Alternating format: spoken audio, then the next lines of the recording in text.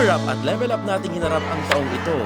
Iba't ibang aktibidad ang naisagawa para sa pagpapabuti ng ating proseso, pagpapalawak ng bilang ng miyembro, pagtugon sa pangailangang kapasidad at kakayahan ng miyembro at empleyado, pagsuporta sa kalikasan at paghahanda mula sa mga bantang maaaring harapin ng ating kooperatiba.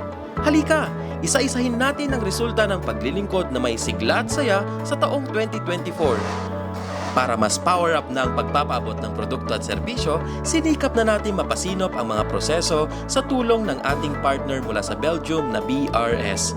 Inaral at binusisi ang pagyakap sa digitalization sa pamamagitan ng Business Process Improvement Session at Workshop, kung saan ay tagumpay na natin nasimulan ang pilot testing ng online loan application sa 10 satellite offices. Ngayon, may active online disbursement facility na tayo sa 17 satellite offices ng K-Co-op. Pinasimple na rin natin ang bilang ng loan products.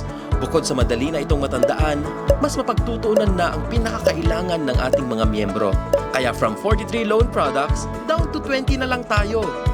Nag-implement din tayo ng share capital subscription para mas mabigyan ng pagkakataon ang ating mga miyembro na makapagdagdag at mas mapataas pa ang kanilang share capital sa ating kooperatiba.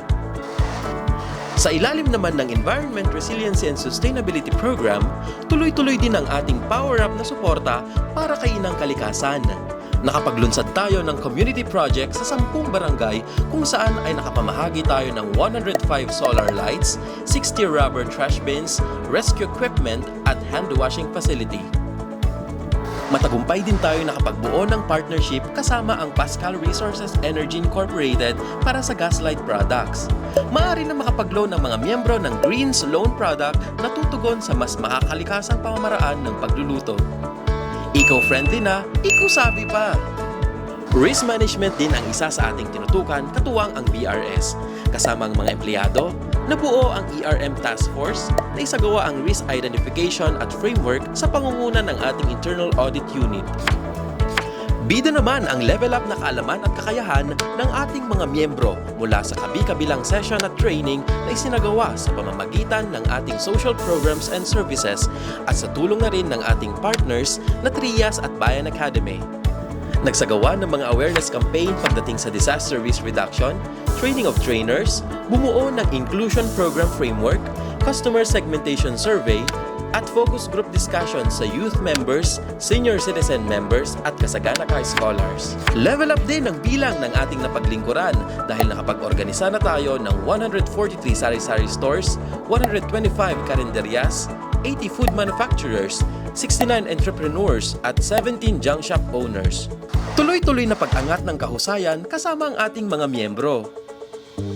Nariyan ang pagkapanalo ng ating miyembro mula sa 13 Martires Satellite Office na si Floricel Sanorjo bilang isa sa Trias WeMed Award South winners na ginanap sa Belgium.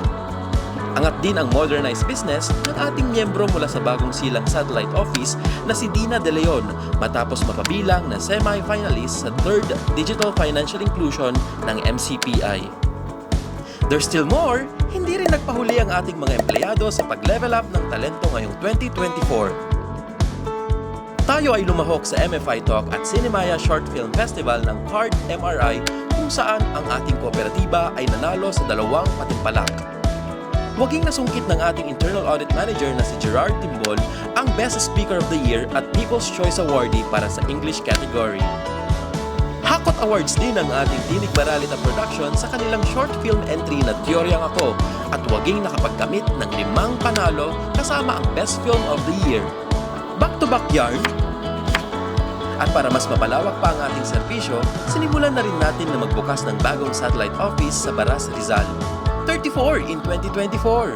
Ang taong 2024 ay nagbigay daan para sa panibagong pagkatuto at pagtuklas na makabagong pamamaraan para sa matagumpay na pag-unlad ng ating kooperatiba.